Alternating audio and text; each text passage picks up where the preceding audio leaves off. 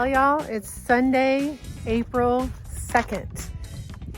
There is sunshine and there is no rain, and I only have this opportunity today because the next couple of days it's supposed to be raining again. So I have my plan, my garden plan that I scrupulously put together with where everything is going, and I'm going to continue on with where I started the other day, putting these potatoes in the ground. I'm gonna get that second row in, and I'm just gonna go for what I've got. I've got my onions over here, I've got my garlic, I've got my potatoes that I did chit. I hate saying that word, that I chitted, and everything else. Now I've got all my cabbages and cauliflowers inside, and just depending on how long it takes me to do this, I may go ahead and bring those cabbages out and lay them down and just try to do this row by row. I think I'm going to kind of think through, you know, how I know where everything is going. Now I'm just going to have to decide how, as far as, am I going to get all the root things in? Am I going to just go row by row and try to get it done that way? I need to get things out of my house, honestly. I've got to get that cauliflower, cabbage, and broccoli out of my house so I can make room for splitting my all my tomatoes, my peppers that are starting to set their first true leaves, and some flowers that we want to do as well. So that's the plan. Potatoes, possibly cabbages, and what else do I have on here? Chamomile, all of my red acre cabbage, celery, which those are probably a little too small to bring out, so I'm gonna wait on the celery.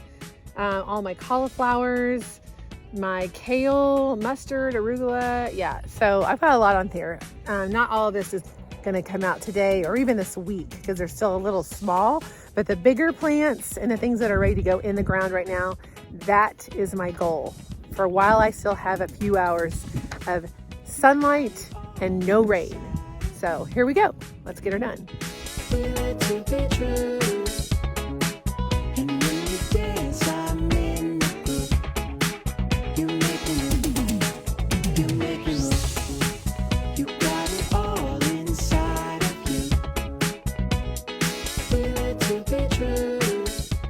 Okay, I believe I have all the trenches done for the potatoes. Now, on the other video, here, where's the right side of the screen? Here, I don't know. I can't do this backwards.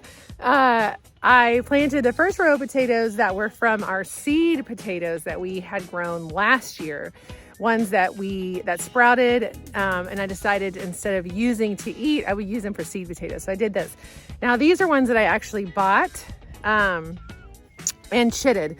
So if you've seen my videos from last year, here or here, I'm gonna figure that out. I believe it's here.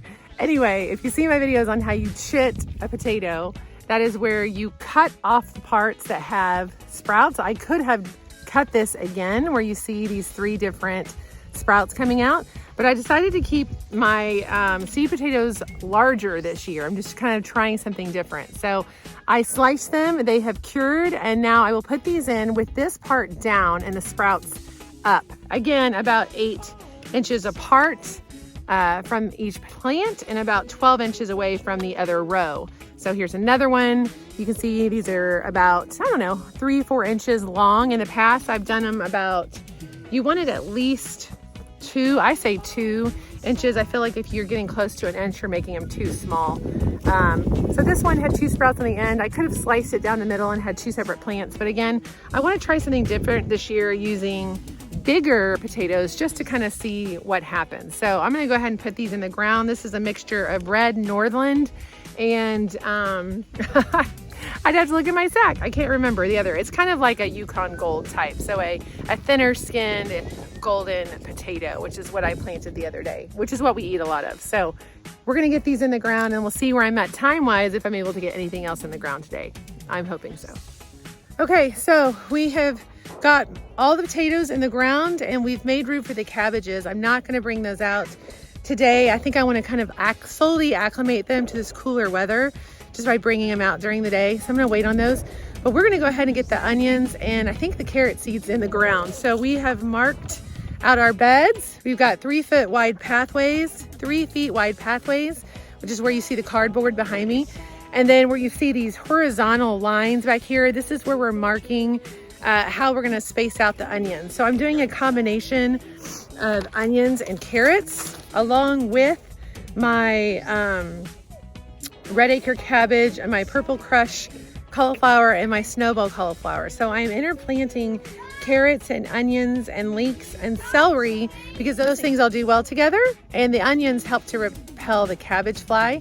I'm also going to interplant here and there just some dill, because the dill is also really good for repelling the cabbage moth and some of the caterpillars that generally attack brassica plants. So we're going to try to get these onions in the ground. All right, here we go.